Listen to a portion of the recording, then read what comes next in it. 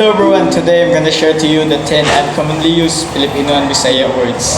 So sa Tagalog, no, there is the painita. Painita is a comb or supply. So example ani is may bagong painita si Rose. So pangalawa is we have the katipan. Katipan or couple or kasitahan.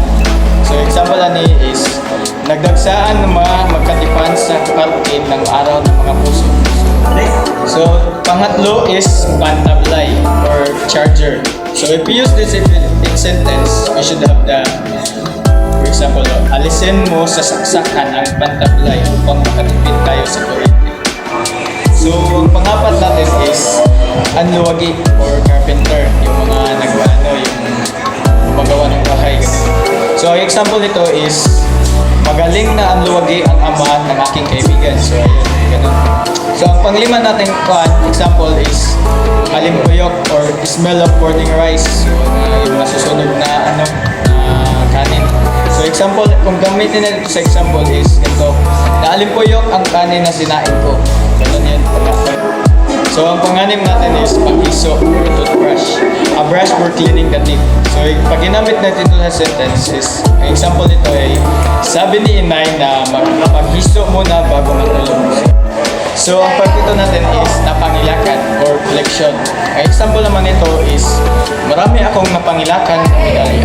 So, ang pangwalo naman natin is durangawan, window or bintana. Ang example nito is buksan mo ang durangawan nang makapasok ang hangin.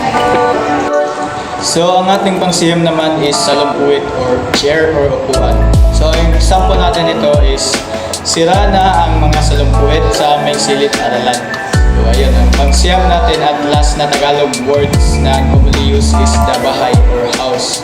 Ang example nito ay ang bahay ng aking kaklase ay malaki at maganda.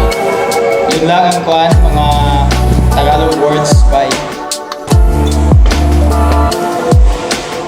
And this is the Bisaya or first is anchos or glasses.